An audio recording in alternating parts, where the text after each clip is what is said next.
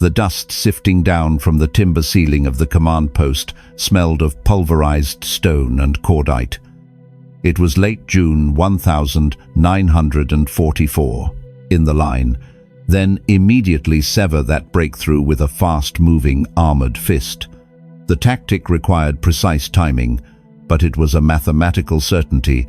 The division was hemorrhaging its combat strength without firing a single shot at the enemy. When dawn approached, the surviving column had to scramble back into the trees, having covered perhaps 10 miles instead of the planned 50. The crews were physically shattered. The men who were supposed to arrive fresh for a decisive counterattack were instead fighting a desperate battle merely to keep their vehicles on the road. But surviving the darkness and the mechanical breakdowns was only part of the ordeal. As the vanguard finally pushed through the immediate rear areas, they discovered that the route itself no longer matched the map. To understand why the shattered column was forced into fatal choke points, we must look at what happened when the heavy armor reached the natural geography of the French waterways. The lead Panther grinds to a halt at the edge of a steep riverbank. The driver cuts the heavy engine, and in the sudden quiet, the crew hears the cold rush of water directly beneath them. Instead of the smooth pavement marked on their map, the shielded glow of a flashlight reveals twisted steel rebar and massive slabs of shattered concrete plunging into the black current. The primary bridge has been completely obliterated. They had relied upon for years. Distance equated to time, time equated to survival. Dawn broke over the battered tree line. The straight, high-speed highway to the front no longer exists. Under normal German logistical doctrine, heavy armor was never supposed to drive 50 miles on its own tracks to reach a battle. Prolonged road marches rapidly wore down complex suspensions, shredded steel track links, and shortened the lifespan of the highly stressed engines. The standard procedure was to load Panthers and Tigers onto reinforced flatbed railcars, delivering them fresh to a railhead just behind the lines. But the Allied interdiction system had anticipated this. For months before the ground invasion, fleets of heavy bombers had systematically pulverized the French railway network. They smashed marshalling yards, destroyed switching stations, and cratered the tracks until the entire system was paralyzed. The armor had no choice but to drive. Now, the physical road network was also failing them. Allied planners had deliberately isolated the combat zone by destroying the permanent bridges over the major rivers and their smaller tributaries. Finding a downed bridge in the dark meant the entire column had to halt. Reversing a 70-mile line of blind heavy vehicles was physically impossible. The infantry waited in their foxholes, straining their ears to hear the deep, rhythmic growl of Maybach engines approaching from the rear. Instead, the lead elements were forced to turn off the paved highways and divert onto narrow, unpaved agricultural trails, searching blindly for an intact crossing. This detour introduced a catastrophic new variable. The rural French countryside was laced with small stone bridges and wooden crossings built centuries ago for horse-drawn carts, not for the immense ground pressure of late-war German engineering. A Panther tank weighed 45 tons, a Tiger weighed nearly 60. When the diverted column attempted to cross an ancient masonry arch, the stone shrieked and buckled under the immense weight. Bridges collapsed instantly, sometimes taking the lead vehicle down into the mud and permanently blocking that specific detour for the thousands of men trapped behind them. The division was eventually funneled toward a handful of makeshift pontoon bridges hurriedly constructed by combat engineers. These river crossings became fatal choke points. A floating military bridge could only support one heavy tank at a time. The vehicles had to cross at a creeping pace, waiting for the pontoon sections to stabilize before the next tank could advance. The sprawling division was compressed into a dense, stagnant mass of machinery, waiting for hours in the dark. Instead, they heard only the whistling descent of fresh artillery fire. Noon passed. Then evening. The armor did not arrive at the water's edge.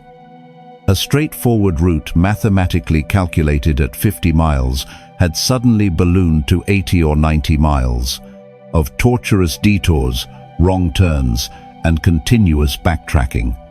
But this geographical maze created a far more immediate crisis than just lost time. As thousands of heavy Maybach engines idled endlessly at the choke points, waiting for their turn to cross the narrow wooden planks, they were burning through a resource that could not be replaced.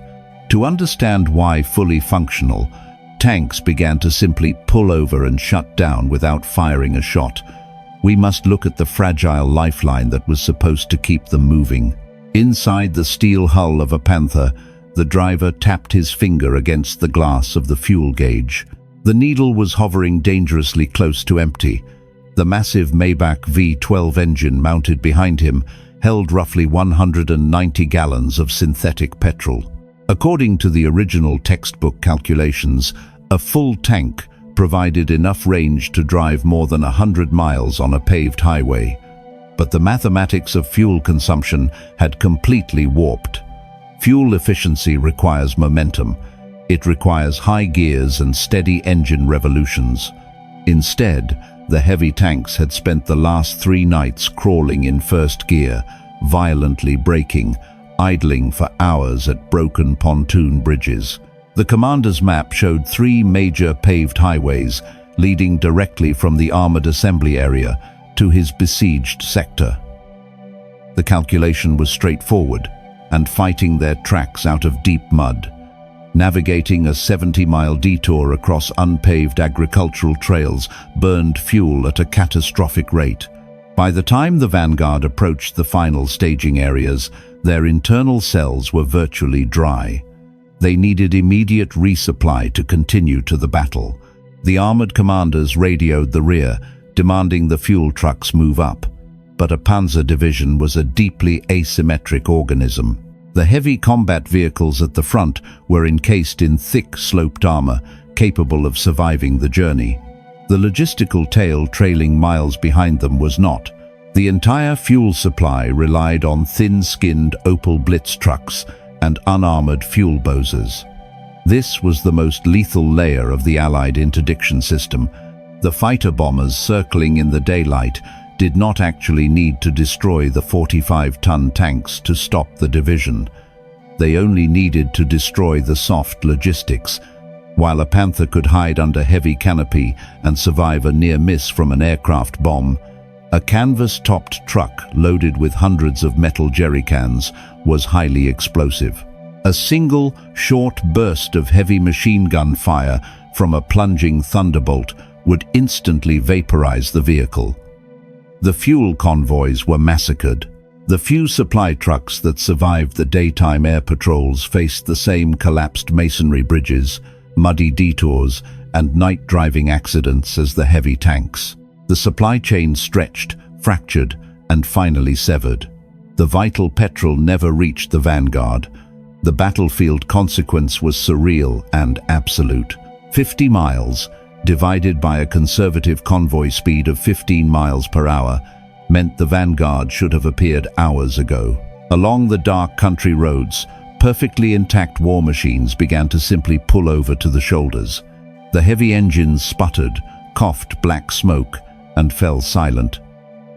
Frantic tank commanders ordered their men to siphon petrol from broken-down half-tracks and disabled vehicles, trying to consolidate just enough fuel to get a handful of Panthers moving again. But there was not enough to share. The crews sat in the sudden quiet, trapped inside useless engineering. Without the engine running, the heavy turret could not be hydraulically traversed. The tracks could not move. The premier weapon of the German arsenal was instantly reduced to a stationary steel pillbox. Rather than leave their advanced machines for the advancing enemy, the crews were forced to destroy them. Mechanics dropped thermite grenades down the open hatches, melting the gun breeches and setting the interiors on fire.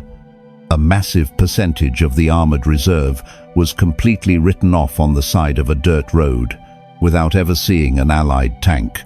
The 50-mile gauntlet had filtered the division down to a bleeding remnant of its original strength. But some tanks did possess just enough fuel in their reserves to finally reach the front line. To understand why their arrival failed to save the besieged infantry, we must look at what happens when a concentrated armored fist is broken into individual, exhausted fingers. The tanks were not engaged in combat. There were absolutely no Allied ground troops between the reserve assembly area and the front line. 3 days after the infantry commander first called for the reserve, the sound of Maybach engines finally reached the battered forward trenches. But it was not the overwhelming, synchronized roar of 100 heavy tanks advancing in formation. It was the uneven, isolated grinding of a handful of surviving machines dragging themselves out of the tree line. The promised armored fist had been reduced to a few scattered, mud-caked Panthers. When the tank commanders threw open their steel hatches, the infantry did not see a fresh, aggressive rescue force. They saw men pushed past the limits of human endurance. The tank crews had spent the last 72 hours fighting an invisible war against darkness, mechanical failure, and collapsing terrain. Drivers were suffering from severe sleep deprivation, their hands blistered from fighting heavy steering levers through endless detours. The commanders were deafened by days of continuous engine noise and physically battered from the violent, jerky movements of the night march. They were exhausted before the battle even began. This exhaustion was fatal, but the deeper catastrophe was the destruction of their tactical formation. German military doctrine relied heavily on the concept of concentrated mass. A Panzer division was designed to fight as a single, coordinated organism. Heavy tanks, mechanized infantry, self-propelled artillery, and combat engineers were supposed to deploy together, creating a localized numerical superiority that could shatter an enemy line. The route was entirely behind German lines. It was supposed to be a simple, secure transit. When the first scattered elements of the Panzer division, but the 50-mile gauntlet had completely disorganized the division, because tanks had to cross pontoon bridges one at a time, navigate detours at different speeds, and scavenge for fuel. They arrived at the front at completely random intervals. A battalion that was supposed to attack with 40 tanks found itself arriving with 4.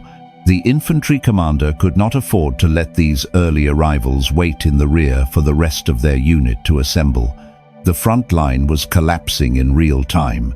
The moment a Panther or a Tiger rolled into the sector, it was immediately commandeered. The tanks were stripped from their organic command structures and thrown directly into the line to plug localized gaps. This practice was known as the piecemeal commitment, and it was the absolute antithesis of armored doctrine. Instead of forming a devastating wedge to smash the Allied flank, the heavy tanks were deployed in 1s and 2s as emergency fire brigades. They were ordered to drive into unfamiliar fields and shattered villages without the necessary time for officers to conduct proper reconnaissance. They advanced without their mechanized infantry support, which was still miles behind them, trapped in the logistical traffic jams. A heavy tank fighting alone in a confined landscape is inherently blind. Its optical sights offer only narrow straws of vision. The Allies had not spent the last 3 days waiting passively. They had used the exact time stolen by the aerial interdiction to deeply consolidate their positions. Finally bled into the sector 3 days later, they did not arrive as a unified, overwhelming force. They arrived as shattered, disorganized fragments. They had brought up their own reinforcements, dug in their camouflaged anti-tank guns, and zeroed their heavy artillery across the avenues of approach. When the solitary German tanks finally advanced, they were simply picked off. They drove blindly into crossfires engineered by prepared Allied infantry. Without their own infantry to screen the flanks and clear the hedgerows, the mighty machines were outmaneuvered and disabled by hidden anti-tank fire. The surviving crews bailed out of burning hulls, their long, agonizing journey ending in a brief, uncoordinated skirmish.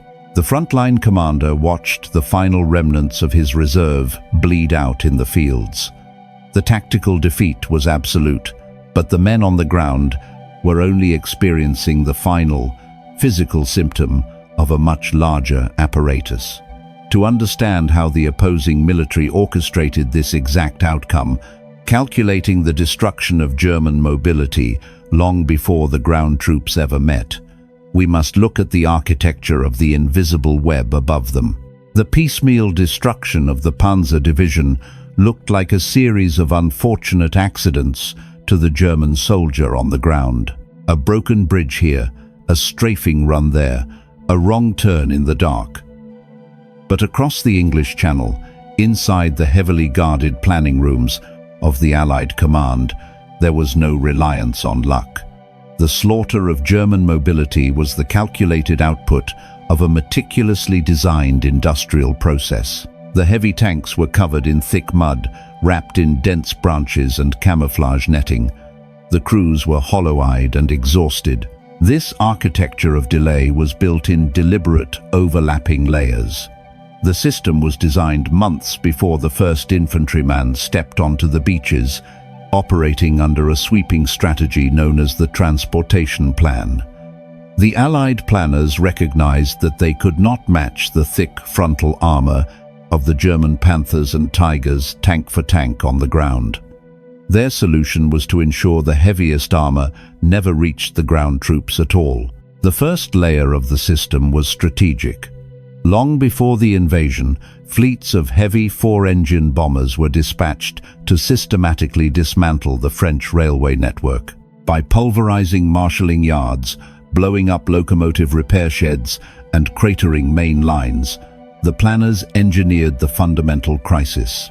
They removed the rapid efficiency of rail transport, forcing the German military to move its heaviest, most delicate machines on their own tracks. Once the tanks were forced onto the asphalt, the second layer activated. Allied medium bombers focused entirely on the geography of the region. They drew an enormous, invisible perimeter around the future combat zone, relentlessly targeting the bridges spanning major rivers like the Seine and the Loire. The planners did not need to vaporize every single crossing to succeed. They only needed to sever enough main arteries to funnel the sprawling German columns into predictable, narrow choke points. The third and final layer was tactical, executed by the roaming packs of fighter bombers somewhere inland from the Normandy coast. A German infantry battalion commander stood over a heavy paper map, timing the rhythm of the Allied artillery barrage. Their faces blackened with grease and soot. Entire companies were missing. Critical supply trucks and recovery vehicles were nowhere to be found. That terrified the German drivers. But even these relentless patrols were not flying blind. They were guided by a profound intelligence advantage.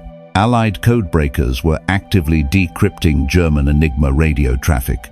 When the High Command transmitted the emergency movement orders to activate the armored reserve, Allied intelligence officers read the transmissions almost simultaneously.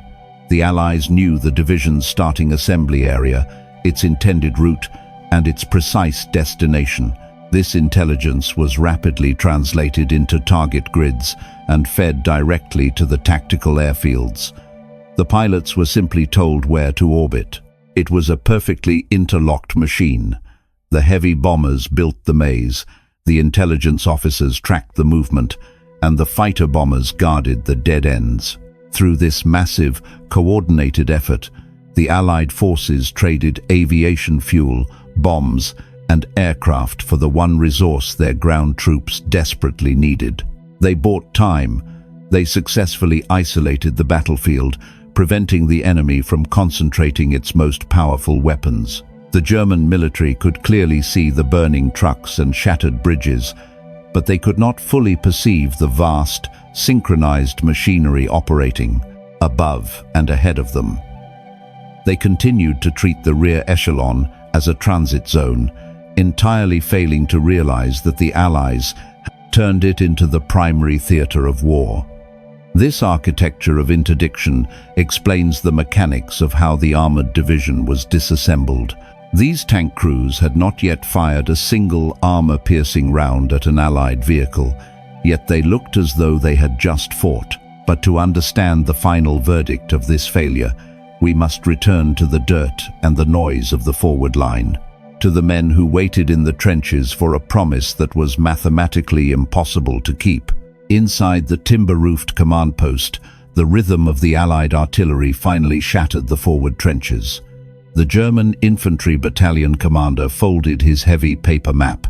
The solid red line tracing the 50-mile route from the reserve assembly area was useless. The doctrine he had trusted, the mathematics of speed and road capacity that had conquered Europe 4 years earlier, no longer applied to the physical world outside his bunker. The armored rescue force was not coming. The question of the 50-mile gauntlet was never really about which army possessed the heavier tank or the more lethal gun. It was about the destruction of operational mobility. The German High Command believed the war was fought at the line of contact, assuming the rear echelon was merely a safe zone for transit and staging. The Allies understood that modern, mechanized warfare relied entirely on a vulnerable industrial tether. By targeting the tether, they transformed the empty space behind the front lines into the most lethal battlefield of the campaign. The doctrine of the rapid, concentrated counter-thrust was a devastating tactic, but it was fragile. It required intact infrastructure, seamless supply lines, and above all, daylight. A desperate, grinding battle. The infantry commander could not reconcile the sight with the map in his hands. When the Allied interdiction system stripped away the sky, the bridges, and the fuel, the German armored division ceased to function as a coordinated weapon. Forced into the darkness, scattered across muddy detours, and starved of petrol, the premier mechanized force was degraded into a sprawling, exhausted convoy fighting merely to exist. Distance was no longer just geography. It had been weaponized into an impenetrable wall of friction. But this strategic verdict was paid for by the men trapped inside the severed system. A Panzer division was not an autonomous machine. It was thousands of individual human acts of labor, coordination, and endurance, all pushed past the breaking point. It was the recovery mechanics standing knee-deep in cold mud, frantically wrestling with snapped steel tow cables in pitch darkness. It was the tank drivers, deafened and breathing exhaust, fighting heavy steering levers until their hands cracked, desperately trying to keep 45 tons of sloped armor from sliding into a ravine. Most of all, the cost fell upon the unseen logistical tail. The men driving the thin-skinned Opel Blitz supply trucks and canvas-topped fuel bozers were the ones who actually absorbed the lethal weight of the interdiction campaign. They drove without armored hulls, carrying highly volatile synthetic petrol, navigating the same shattered roads and falling bridges while being hunted relentlessly from the air. A premier, fully equipped armored division had simply dissolved on the roads behind his own lines. The armored reserve had not been destroyed by enemy tanks. Without their survival, the heavy tanks were instantly paralyzed. The frontline infantry commander eventually ordered his survivors to retreat on foot, abandoning his sector to the advancing Allies. But the true monument to the failure of the German armored reserve was not found in the smoking craters of the front line. It was found miles to the rear, scattered along the winding, narrow agricultural trails of the French countryside. There, sitting quietly on the muddy shoulder of a dirt road, rested a heavy tank. It bore no battle damage. Its thick frontal armor was pristine. Its long, high-velocity gun had not fired a single armor-piercing shell.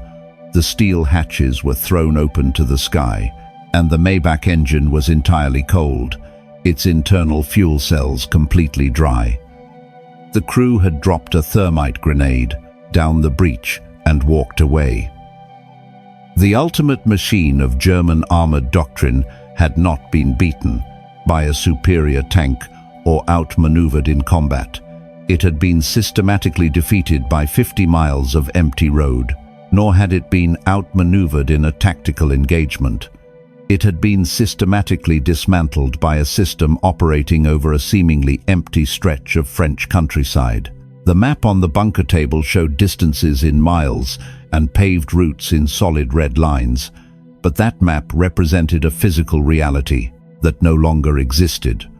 To understand why an intact armored division was defeated before it ever saw the enemy, we first need to understand why the German High Command believed those 50 miles were merely a matter of driving.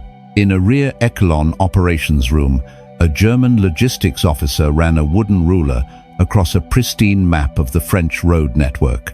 The mathematics of moving a mechanized division were considered a settled science. According to standard field manuals, a column of armor moving on a primary paved route, pounding his forward trenches. His defensive line was fracturing under the weight of continuous assaults, but on the map, a devastating solution was already in motion. In good weather, could sustain 15 miles an hour. The calculations were precise, heavily practiced, and deeply ingrained in the general staff. In 1940, these exact formulas had pushed armored columns through the Ardennes forest and across the Meuse River with terrifying, uninterrupted speed. To the men planning the defense, distance was merely an equation of fuel capacity and engine throttle. The entire German strategy in the West relied on this math holding true. The High Command knew the Allies would eventually land, and they knew the static coastal defenses of concrete and barbed wire would eventually be breached. The doctrinal solution was the rapid counterthrust. The plan was to hold the line with entrenched infantry, wait for the enemy to overextend their beachhead, and then drive a concentrated armored wedge directly into their flank. For this to work, the heavy armor had to be kept in reserve. 50 miles behind the front was considered the perfect tactical springboard. It was close enough to strike within a single day, but deep enough to keep the highly valuable Panzer and Tiger tanks completely safe from the devastating reach of Allied naval artillery. The officers expected a clean, rapid deployment. The front line would call, the reserves would answer, and the iron fist would close. But moving a Panzer division was not simply a matter. Just 50 miles away, a full Panzer division waited in reserve. The battalion commander had transmitted the urgent request for armor at midnight, of driving 100 heavy tanks down a highway. It was a massive, highly vulnerable industrial migration. A full armored division in 1944 consisted of roughly 14,000 men and over 3,000 individual wheeled and tracked vehicles. Alongside the heavily armored combat vehicles were canvas-topped Opel Blitz supply trucks, fragile radio vans, unarmored troop transports, motorcycle couriers, and heavy maintenance half-tracks. If lined up on a single two-lane road at standard tactical spacing, the division did not just occupy the pavement, it consumed it. The column stretched for more than 70 miles. This meant the vanguard of the division would theoretically reach the battlefield, while the rear guard was still turning on their engines in the assembly area. The entire metal organism had to keep moving. Any stoppage at the front of the line would instantly ripple backward, compressing thousands of thin-skinned vehicles into a dense, stationary traffic jam. The timetables written in the operations room relied on one invisible fatal assumption: an uncontested rear echelon. The doctrine had been perfected during campaigns where the sky was either neutral or firmly in German control. The mathematical formulas dictated that columns would move in broad daylight, driving at maximum cruising speed, with mechanics casually repairing minor breakdowns. His confidence was not based on blind hope, but on rigid, proven military doctrine. He knew the reserve force was equipped with heavy Panzer tanks on the sunny shoulders of the road. The commanders believed the battle would begin only when their gunners locked their sights on an Allied tank. The journey itself was categorized merely as transit. The movement orders were issued. Drivers climbed through their steel hatches. Maybach engines turned over in a deafening roar, and the lead reconnaissance elements pulled out onto the main highways. The staff officer's timetable predicted they would reach the besieged infantry by nightfall. But the moment the armored vanguard cleared the safety of the heavy tree canopy and exposed their painted steel to the open sky, the mathematical formulas instantly disintegrated. The road ahead was flat, paved, and completely empty of enemy ground troops. Yet the tanks immediately halted. To understand why the entire column abruptly abandoned the fastest routes, we have to look at what was waiting for them above the pavement. The lead Panther tank accelerated onto the flat, sunlit stretch of the Route Nationale. The commander stood high in his cupola, scanning the horizon. The engine roared, pushing the 45-ton machine toward its cruising speed. Then, a different sound cut through the heavy mechanical grinding. It was a high, resonant whine, dropping fast from the scattered clouds. The commander barely had time to shout a warning before the air shattered. He knew their movement orders had been signed and acknowledged. In the early years of the war, a German armored column could cover. A pair of Allied fighter bombers streaked low over the tree line. Heavy machine gun fire ripped across the asphalt, kicking up fountains of dust and sparking violently against the Panther's sloped armor. The tank aggressively braked, lurching toward the ditch, but the aircraft were already climbing away, banking sharply for a second pass. The tank itself survived. Its thick frontal steel could deflect aircraft machine gun rounds with ease. But directly behind it, the unprotected supply trucks instantly erupted into flames. In less than 30 seconds, the mathematical formula of a rapid daytime advance was entirely erased. What the German crews faced was not a single, lucky patrol. The Allied air forces had built a specialized, continuous system of aerial interdiction. Hundreds of fighter bombers, including American Thunderbolts and British Typhoons, were stacked in the sky, over France in overlapping grids. They operated in a system known as armed reconnaissance. They did not need specific targets assigned by headquarters. They were simply given geographic sectors and ordered to destroy anything that moved.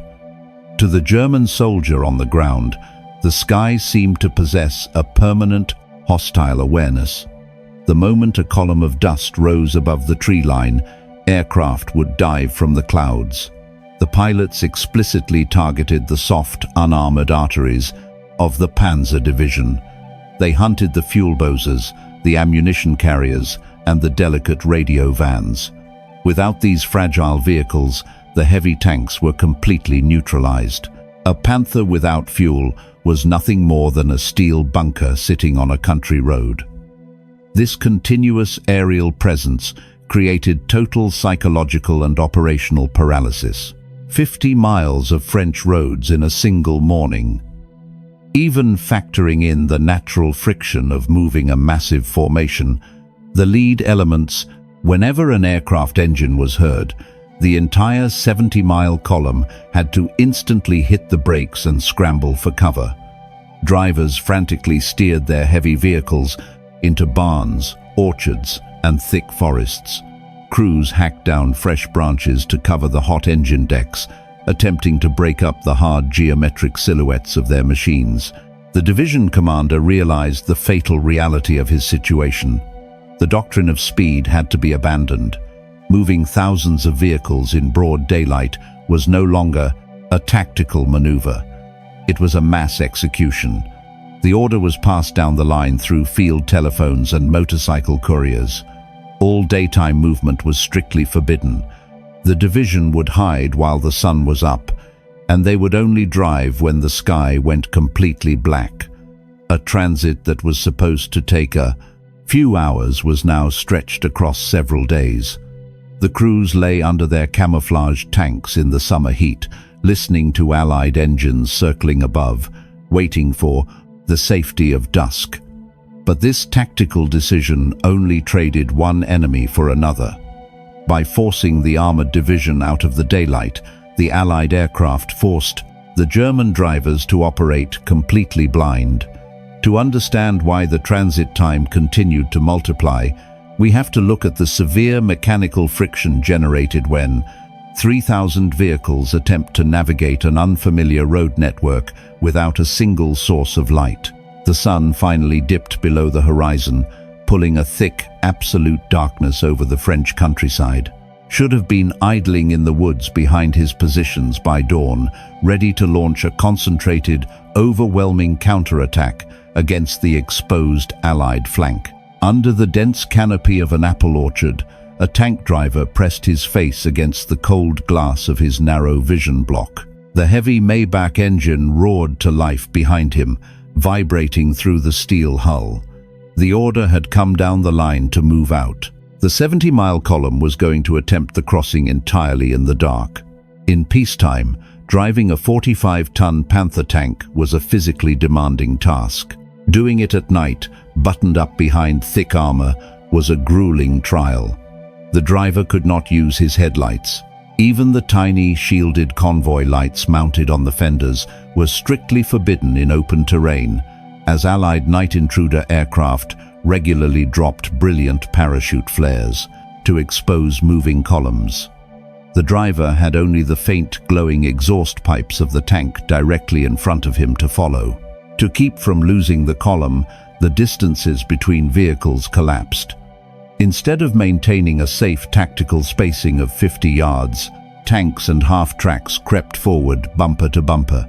The air quickly filled with choking exhaust and kicked up dust that clung to the optical sights, turning the blackness into an impenetrable grey fog. This was where the mechanical friction of the night march began to destroy the division. A heavy German tank did not steer like a truck. It used complex steering brakes to slow one track and pivot the immense weight of the hull. They had done this before. It was the absolute core of the German defensive system. Allow the enemy infantry to punch a narrow hole. It required intense concentration to keep the machine centered on a narrow country road.